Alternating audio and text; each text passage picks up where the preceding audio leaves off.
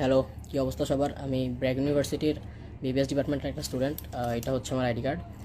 তো আমরা সকাল থেকে রাস্তা ব্লক করে আন্দোলন করতেছিলাম, শান্তিপূর্ণভাবে আন্দোলন করছি, কোনো ভায়োলেন্স করি নাই, কিচ্ছু করি নাই। পুলিশ এসে আমাদেরকে উঠাই দেওয়ার চেষ্টা করছে। আমরা যখন মাইনে, তারা আমাকে থ্রেট করছে যে আমরা উঠা না গেলে আমাদের উপরে অ্যাকশন নেবে। পরে তারা আমাদেরকে অনেকবার বোঝানোর চেষ্টা, কিন্তু আমরা উঠি নাই।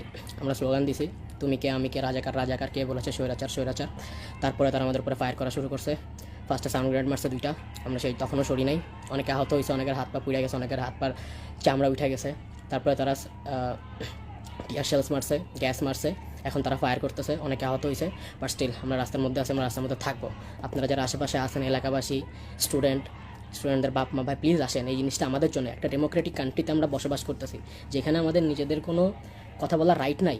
আমরা কোন দেশে থাকতেছি? এটা একটা ডেমোক্রেসি নাকি ডিক্টেটরশিপ? কোনটা? আমরা ভায়োলেন্স করছি, ভায়োলেন্স করে পুলিশ আগে ভায়োলেন্স করছে। কে পুলিশদেরকে রাইট দিচ্ছে স্টুডেন্টদের গায়ে হাত তোলার? এসএসসি এইচএসসি পাস স্টুডেন্ট আমাদের ইউনিভার্সিটির স্টুডেন্টদের উপরে হামলা করতেছে। That's not fair. আপনার যদি এখন না আসেন, 72 বছর লাগছে দেশ স্বাধীন করতে, আরও অনেক বছর লেগে যাবে। স্লেভস হয়ে থাকতে হবে মানুষের আন্ডারে। থাইকেন না, ইন্ডিপেন্ডেন্ট হন, কথা বলেন, রেজ ইউর ভয়েস। যদি না আসতে পারেন, এই ভিডিওটা ছড়াই দেন। Thank you.